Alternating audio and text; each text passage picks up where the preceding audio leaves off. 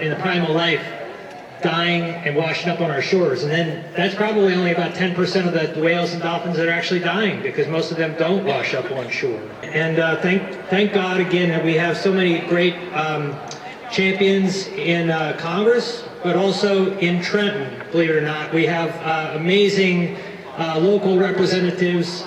Assemblyman Simonson has joined us. I'd like to invite him up to say a couple of words. My name is Rich Barely, and who am I? I'm a passionate individual that the group recognized to maybe let me speak. And what I do, I go to event after event after event to learn the truth of what's going on within wind energy, and not believe in what's being said to us by the media. And that's the only way you're going to begin to learn of what's going on, is to go out to events. I learned last weekend that the U.S. Bureau of Ocean Management rushing through approvals for 25 projects along the East Coast, and close to 3,000 to 4,000 windmills are projected to go up and down the East Coast. New Jersey alone has 357 windmills from Long Beach Island to Cape May that are earmarked to invade our Jersey shore. What do we say to that? No! No! No!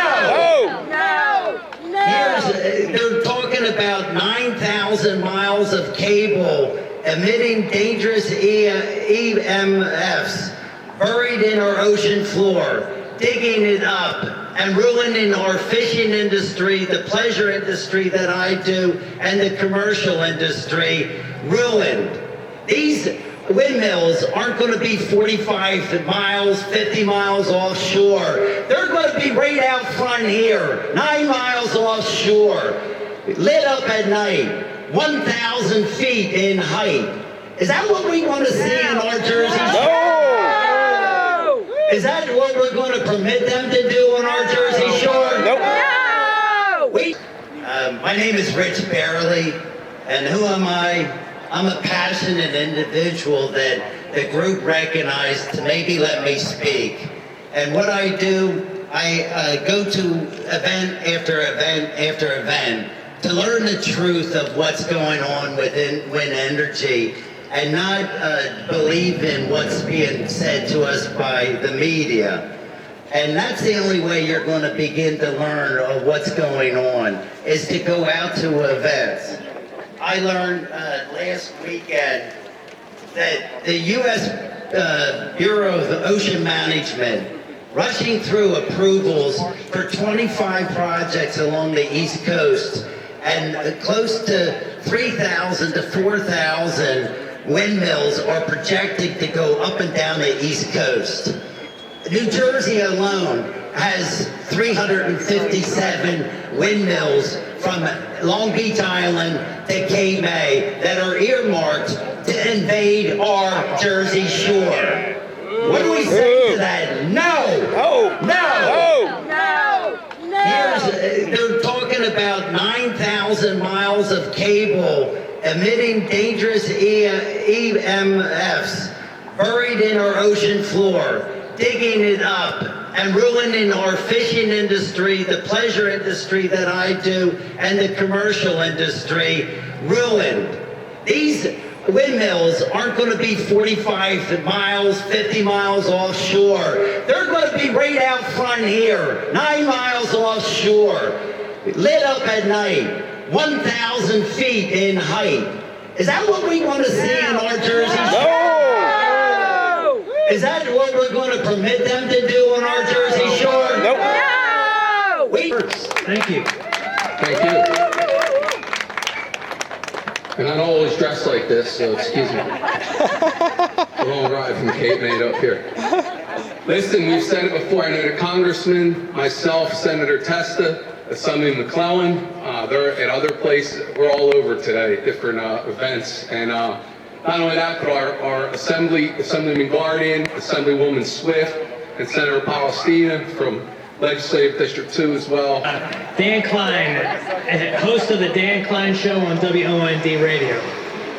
Thanks very much. And the Assemblyman, he passed me on the way up. I came up from 52nd Street, and so I'm running a little bit behind. Folks, I'm not going to take a lot of time. First of all, thanks to everybody for coming out here on Memorial Day weekend. I can tell you firsthand, but I don't even have to tell you. I'm sure everybody here knows you're getting pulled in 15 different directions today. So to be here illustrates how important this is. Ben Franklin, when he was making a decision about something, would put a line on a piece of paper. On one side, he'd say reasons for, and on the other side, ideas against. And on the reasons for this offshore wind turbine project, Congressman, maybe you can help me out, or maybe somebody here in the audience can help me out. I can't come up with any reason for it. Is there any reason to do this? Let me explain to you what I mean. We're going to decimate our offshore eastern seaboard. We're going to decimate our fishing. We could potentially ruin marine life all along the eastern seaboard. The view, by the way, of course, from my perspective, is at the bottom of the list. If they came to us and said, hey, we have this idea, and it's going to be very disruptive. There could be a lot of problems, but when it's all done, your electric bill is going to be almost nothing or whatever. There was some upside to it where you could go, fine, maybe, whatever. There's no upside, folks. I can't see any upside, and we're going to let them decimate the eastern seaboard of not just Ocean City, the entire New Jersey coast. It doesn't make any sense. And your colleague on the radio, Ann Baker, is here. She wants to say a couple words. All right, Ann. Good morning, everybody. I love the fact that we have this many. Love the fact that we have this many people, but we should have 1,000. We should have thousands of people here.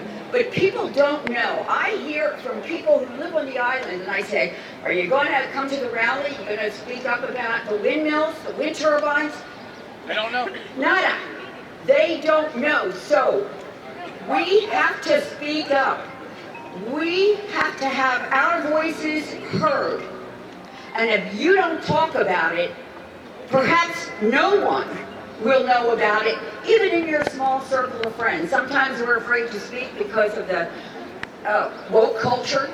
You know, we want the Green New Deal. You don't know what the Green New Deal is. Right. When you consider that the making of a wind turbine and the CO2 produced in the making of all the components of a wind turbine, the CO2 produced is almost the same as the CO2 they're telling you they're going to save over 20 freaking years. And that was wonderful.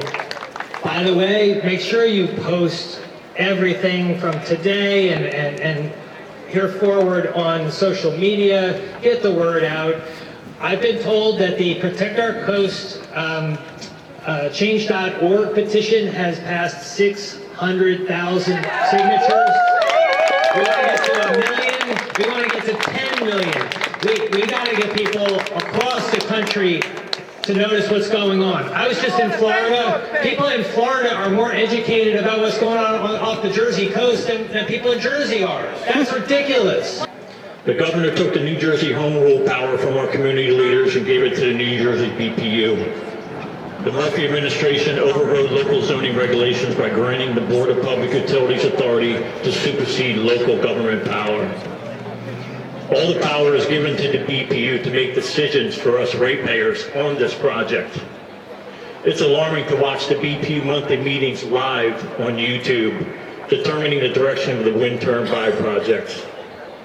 As far as I can tell, there are 4 members making and voting on amendments on our We the People behalf with 0 pushback. Public feedback is none during the meetings. These 4 members that we see voting online are backed by the governor. Since when does 4 make a quorum? Unless I'm missing something. This is just one of the heads of the snakes in regards to this project's opposition. This is not talked about, the BPU. These wind turbines we're dealing with are a foreign entity, not our local American utility companies the BPU deals with on a daily basis.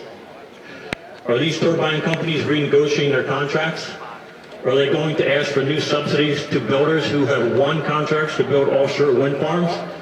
There's a lot of red flags. waiting to be answered by the BPU.